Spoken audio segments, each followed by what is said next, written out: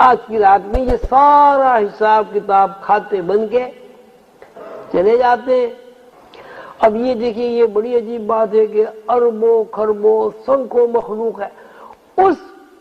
مخلوق میں آپ یہ نہیں سمجھیے کہ یہ انسان کا ہی سارا حساب کتاب ہوتا ہے، چیونٹی کا بھی ہوتا ہے، مچھر کا بھی ہوتا ہے، مکھی کا بھی ہوتا ہے، درخت کا بھی ہوتا ہے، پرندے کا بھی، چرندہ درندہ، یعنی زمین میں جو بھی کچھ ہے سب کا حساب ہوتا ہے، اور سب کے لیے اللہ تعالیٰ وسائل کا تعین کر دیتے ہیں۔ اس کو اتنا کھانے کو ملے گا، اس کو اتنا پہننے کو ملے گا، اس کو نہیں ملے گا، اس کو ملے گا۔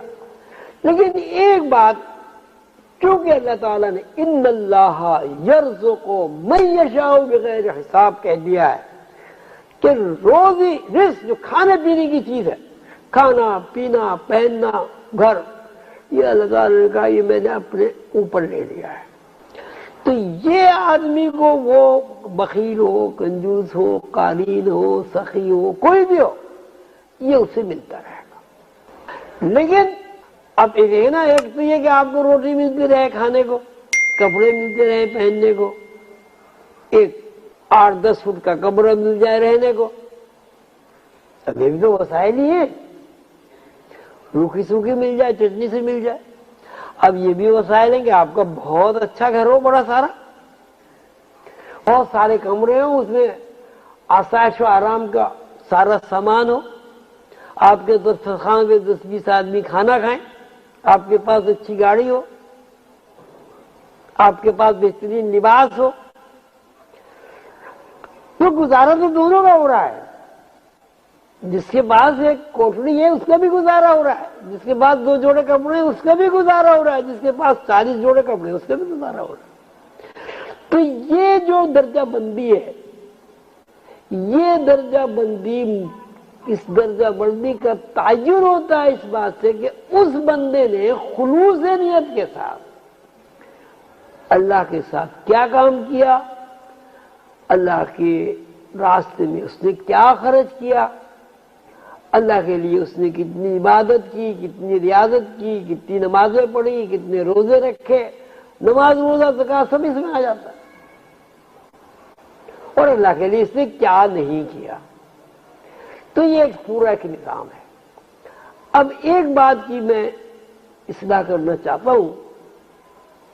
جو بہت ضروری ہے، وہ یہ ہے کہ اس رات میں لوگ عبادت کرتے ہیں اور سمجھا یہ جاتا ہے کہ اس رات میں ہی سب کچھ ہو جانا ہے،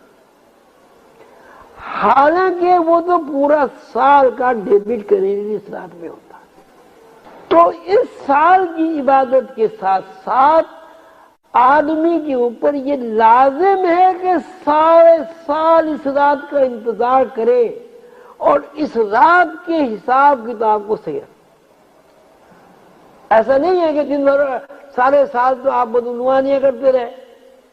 سارے سال تو آپ اللہ تعالیٰ کی نافرمانیاں کرتے رہے، سارے سال آپ نے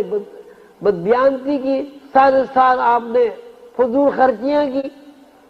اور اس رات کو آپ عبادت کر لیں، اور ایسا نہیں ہے۔ اس رات کی عبادت کا ثواب بھی ملے گا، اس رات کی عبادت کی دعا بھی قبول ہوگی، لیکن کھاتوں میں تبدیلی اسی صورت میں ہوگی جب پورے سال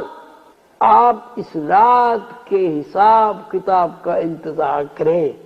اور اپنے آپ کو تیار کریں گے، شب برات بھی آنی، اس میں ہمارا حساب کتاب کیا ہوگا۔